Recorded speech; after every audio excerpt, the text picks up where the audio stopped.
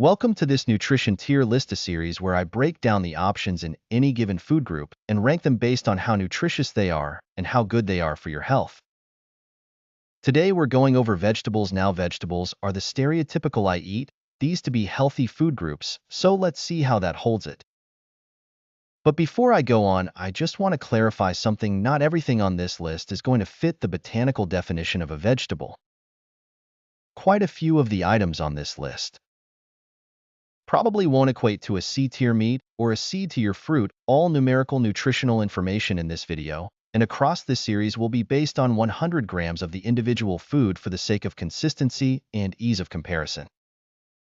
In this video, I'll be marking whether the numbers are based on the vegetable being raw or cooked, depending on how it's more commonly eaten, but I will mention any notable differences between the two if they can be consumed either way. Before we start, go ahead and leave down in the comments what's your go-to vegetable and where do you think it's going to land. And one last thing, if you enjoy these tier lists, or at the very least find them helpful, I encourage you to subscribe because there's plenty more on the way. And with all that being said, I hope you're ready to just veg out and absorb because it's time to get into the vegetables. First up on our list is artichoke. Artichoke is an average calorie vegetable with an average micronutrient profile. They are easily the best source of fiber on this list, which is shown to help keep your digestive system working properly. This includes inulin, a type of soluble fiber that acts as a prebiotic. Artichokes are also shown to increase the production of bile, which removes toxic waste and breaks down fats during digestion. They're also among the best sources of antioxidants, including vitamin C, flavonoids, and phenolic compounds, which fight against the effects of free radicals and certain cancers. Artichoke is shown to raise HDL levels, regulate blood pressure, and ease symptoms of irritable bowel syndrome. But artichoke has been shown to lead to gas, upset stomach, and diarrhea in some people. Artichoke can be eaten raw or cooked, with the main difference being that a notable amount of the nutrients, specifically vitamin C, are heat-sensitive, making them less absorbable too. The body overall, artichoke is a good vegetable with some impressive health benefits. I'll be placing it in the beads here. Inflammation and have antimicrobial properties. Arugula is probably not one of the vegetables you're going to be building your meal plan around, but it will definitely treat you well. I'll be placing it in the A tier. Protodiation, which is shown to restore vitality, libido, and reduce the negative effects of stress. It's also shown to support ovarian health. Asparagus are also a natural diuretic, meaning they can help flush excess fluid and salt from the body. Asparagus can be eaten raw, but cooking it makes it easier to digest. Overall, asparagus is a very healthy vegetable with several unique benefits that can go a long way for certain individuals. I'll be placing them in the A tier. Beetroot is a lower-calorie vegetable with a less than average micronutrient concentration. Beets are notably the highest in sugars on this list, about 8 grams per 100 grams, but it's not like this is the same as getting 8 grams of sugar from a cookie. Beets are high in nitrates, which have been shown to improve cardiovascular and cognitive function. Similarly, consumption of beets have been linked with increased VO2 output and is shown to aid in post-workout recovery. Beets also contain betaine, a substance involved in liver function and cellular reproduction. They're also shown to support brain and digestive health. Beets do have a couple potential issues, though they're higher in oxalates and antioxidants that interferes with calcium absorption. And they also contain fructans, which may give people with IBS issues. However, cooking beets has been shown to somewhat help with this at the cost of minimal nutritional loss. Beetroot is a great vegetable where the poor macro and micro profile is more than made up for by its other unique compounds. They're going to go in the A tier. Red bell pepper is a lower-calorie food with a few standout micronutrients. They have a very high concentration of vitamin C, a powerful antioxidant that protects against the effects of free radicals, but it's not the only one at work.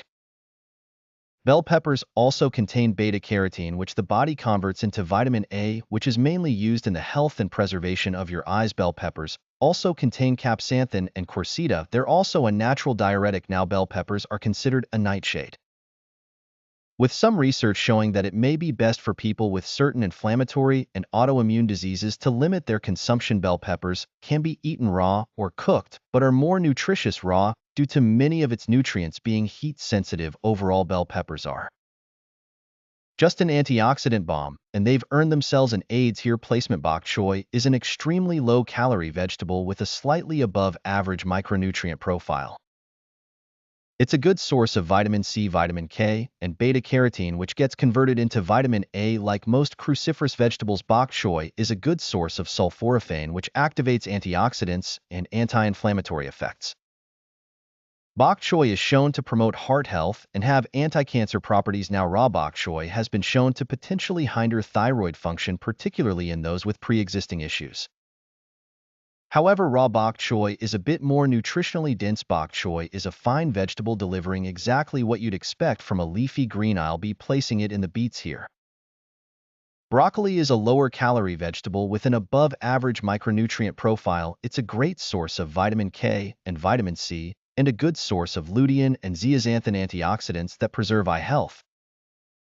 It also contains the antioxidants quercetin, which is mainly known for managing blood pressure levels, and for.All, which protects against inflammation and chronic diseases. Broccoli also provides glucosinolates, namely sulforaphane, as well as indole, 3-carbonyl, and nutrient unique to cruciferous vegetables, shown to stimulate detoxifying enzymes in the gut and liver. Broccoli is also one of the best sources of choline, which plays an important role in brain and memory development. Now, broccoli has been shown to potentially cause thyroid issues, especially in those with pre-existing conditions. However, cooking has been shown to reduce these effects. Cooked broccoli does contain per gram more vitamin K and carotenoids at the cost of some vitamin C. Overall, broccoli is an incredibly nutritious vegetable and will be taking the first spot in our top tier. Brussels sprouts are disgusting, and they'll be going straight to the F tier. Fortunately for them, this list is based on nutritional value and not taste. Brussels sprouts are actually a lower-calorie vegetable with an impressive micro profile. You'd expect to find in cruciferous vegetables, including quercetin, camphorol, sulforaphane, indole, 3-carbonyl, and choline. You'd expect to find in cruciferous vegetables, including quercetin, camphorol, sulforaphane, indole, 3-carbonyl, and choline. And like most cruciferous vegetables, they have potential to cause issues for people with pre-existing thyroid conditions. Raw Brussels sprouts are generally more nutrient-dense, but not by that much. As much as it pains me to say it, Brussels sprouts are actually really good. I'll be placing them in the A tier with an argument for a top-tier placement. Green cabbage is a lower-calorie vegetable with a solid micronutrient content. It's a good source of vitamin K and vitamin C and shares many of the same compounds as most cruciferous vegetables. Quercetin came for all glucosinolates and I3C. When comparing it raw versus cooked, overall cabbage is a fine vegetable that will generally do the body good. I'm going to place it in the beets here. Carrots are a lower-calorie vegetable with a lopsided micronutrient profile. They are easily the best source of carotenoids on this list. Where do you think the word carotenoid comes from anyway? It contains the most alpha-carotene and beta,